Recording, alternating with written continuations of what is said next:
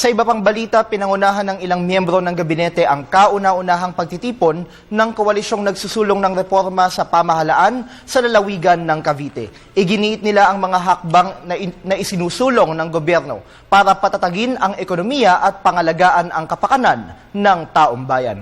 Ang buong ulat mula sa aming kasamang si Julius Disambron live via phone patch. Muli magandang gabi sa iyo, Julius. Muli maraming salamat at magandang gabi naman sa iyo, Bench. Pinangunahan nga ng ilang gabinete ni Pangulong Aquino ang kauna-unahang koalisyon ng mamamayan para sa reforma dito po sa lalawigan ng Cavite. Nauna na nga nating naiulat na nakatutok ang Administrasyong Aquino sa mga reforma sa pamahalaan. Ang nasabing pagtitipon ay dinaluhan nila Interior and Local Government Secretary Mar Rojas, Budget Secretary Butch Abad, at Presidential Spokesperson Secretary Edwin Lasierda. 5 topic ang pinag-usapan dito, Bench. Una na dyan ang transformational leadership, governance at anti-corruption, economic development, human development at anti-poverty, peace and order, human security and justice, at environment and climate change. Samantala, ilan sa mga pinag-usapan din dito,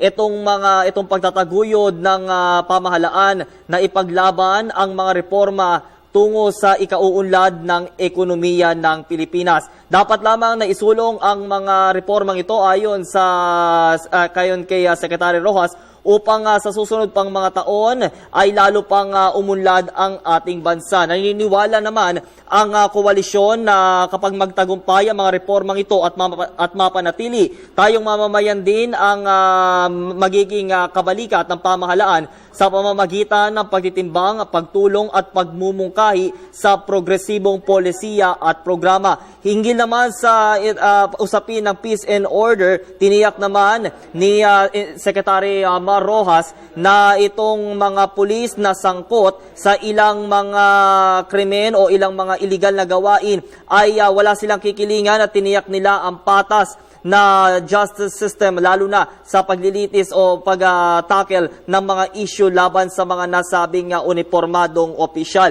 Samantala, ipasok ko na rin itong balitang ito, Bench. Tiniyak din naman ng pamahalaan ayon kay Presidential Spokesperson Secretary Edwin Lasierda na nag-monitor itong si Pangulong Aquino sa naging updates dito sa nagdaang bagyong Mario at habagat sa ating bansa. Samantala, ayon din naman sa punong tagapagsalita ng Pangulo na ang sinabi ni Pangulong Aquino na itong napakahalaga nga ng mga makabagong gamit natin in terms of weather para na rin makapag-ulat ng up-to-date o itong mga mabilisang ulat sa ating mga kababayan, lalo na po sa ulat panahon. Samantala, tiniyak din nila ang seguridad ng mga pasahero na sumasakay sa mga mass transit ng bayan gaya ng LRT at MRT upang hindi na rin mangyari ito pong mga iba pang aksidente gaya ng nangyari dito sa Taft Avenue Station kung saan nadiskaril ang isang bagon ng tren. So yan muna ating pag-uulat mula pa rin dito sa lalawigan ng Cavite. Para sa Telebisyon ng Bayan, ako si Julius Disambron. Balik sa iyo, Bench.